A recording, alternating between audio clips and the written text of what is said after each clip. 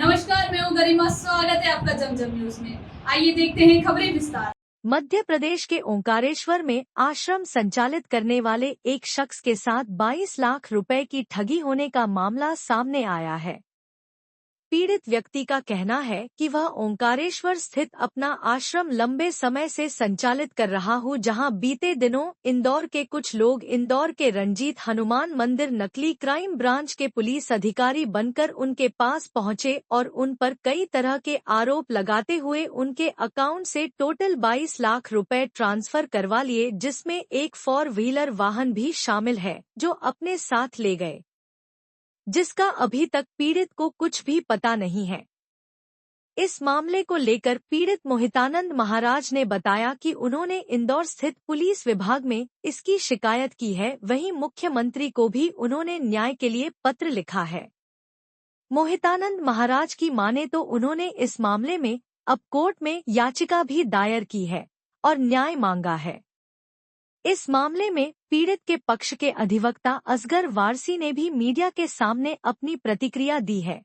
Sir, Omkareshwar स्थित एक आश्रम का मामला चल रहा है, इस बारे में आपके द्वारा एक ज्ञापन दिया गया, क्या है पूरा मामला? देखिए, ओंकारेश्वर में जो मोहितानंद महाराज हैं काफ़ी सिद्ध व्यक्ति हैं और हमारे पक्षकार होने के नाते उन्होंने हमसे एक शिकायत हमें बताई थी कि उनके साथ कुछ पुलिस अधिकारियों ने और कुछ एक फर्जी व्यक्ति जो अपने आप को दिल्ली से क्राइम ब्रांच का कहते हुए और यहाँ पे आया था और उन्होंने दबाव बना के और उनसे पैसे ट्रांसफ़र करवाए और उसके बाद वो पैसे लेने के बाद जो है उनको लोगों को, जो उनके लोग हैं, जो उनके शिष्य हैं, अनुयायी हैं, उन लोगों के बारे को बुलाकर उनसे पूछताछ करना, उनको गलत बयानी करना और इस तरीके की सब चीज़ें हुई थी, जिसको लेकर हमने माननीय जो यहाँ पे जितने भी अधिकारीगण हैं, माननीय अधिकारीगण, उन सबको शिकायतें दर्ज कराई थी।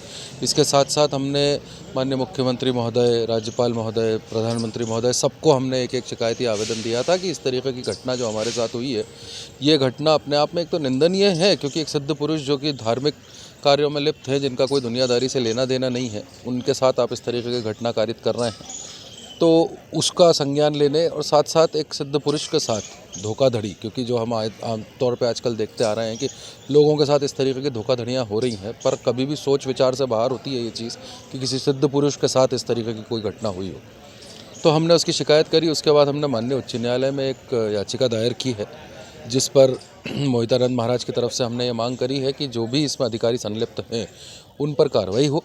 साथ ही साथ जो फर्जी तरीके से क्राइम ब्रांच के लोग बनकर दिल्ली से यहाँ आए, उनका नामजद शिकायत है उसमें, तो वो नामजद शिकायतों पर भी संज्ञान लिया जाए और इस तरीके के अधिकारियों पर कार्रवाई की जाए। कौन कौन अधिकारी शामिल हैं इसमें? एडिशनल कमिश्नर लेवल के लोग हैं जो कि शामिल हैं। बाकी क्योंकि माननीय न्यायालय में मामला अभी गंभीर है और उसका एडजुडिकेशन चल रहा है, इसलिए उसका ज़्यादा नाम लेना और ज़्यादा चीज़ें बोलना अभी सही नहीं होगा। लेकिन हाँ, वक्त के साथ हम आपको और भी जानकारियाँ इसमें देंगे। जो माननीय न्यायालय आदेश करेंगे हम उसकी जानकारी आपको देते जाएंगे। आपका परिचय? मैं एडवोकेट असगर वारसी, इंदौर से। हाँ, आपके साथ किस तरह का फ्रॉड हुआ है, कौन लोग थे करने वाले? ये खजराना से कुछ पुलिस अधिकारियों आए थे और कोई नकली क्राइम ब्रांच संदीप मलोठिया नाम का व्यक्ति है, वो हरियाणा का है। उन्हीं लोगों से इन लोगों ने साठगांठ बना के षड्यंत्रपूर्वक मेरे से 22 लाख रुपए की वसूली की। मैंने अभी तक समस्त जितने भी अधिकारी लोग हैं इन सब लोगों को सूचित किया है कि मेरे इन लोगों के खिलाफ़ कार्रवाई की जाए।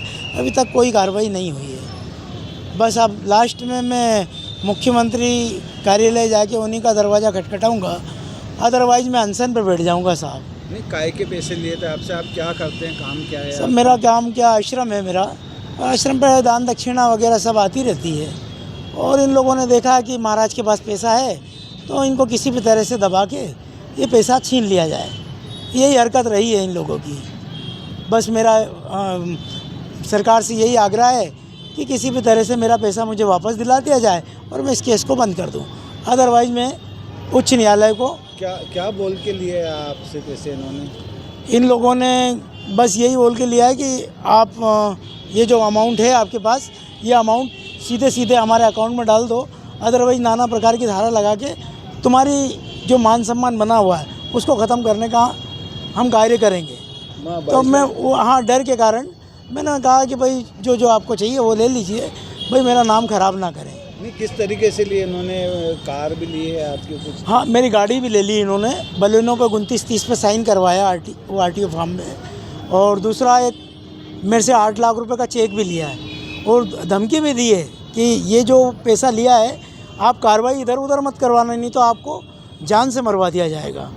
तो साहब सबसे बड़ी बात है कि धमकी दी भाई बड़े अधिकारी लोगों ने, तो मैं शांत होकर बैठ गया। फिर मैंने कहा कि हम भाई ACP कमिश्नर साहब से अपन इस विषय को लेके चर्चा करते हैं। तो मैंने कमिश्नर साहब को दिया, कलेक्टर साहब को दिया और ये राजेश दंडोतिया को दिया। सब लोगों ने अभी तक कार्रवाई ले ली है मेरी, बाकी किया नहीं आगे जो कार्रवाई करना चाहिए वो नहीं की इन्होंने। आपने कोर्ट में भी पिटीशन लगाई है? हाँ, अभी कोर्ट में मैंने इसकी पिटीशन WP लगाया है। अब आगे मैं ये चाहता हूँ कि मेरा कोर्ट ही न्याय करे। एक मुख्यमंत्री जी और एक कोर्ट, दो के ऊपर आधारित हूँ साहब मैं। आपका नाम बता दीजिए। मोहितानंद महाराज मेरा नाम है साहब। इतना ही लगातार खबरों के लिए बनी रही हमारे साथ। नमस्कार।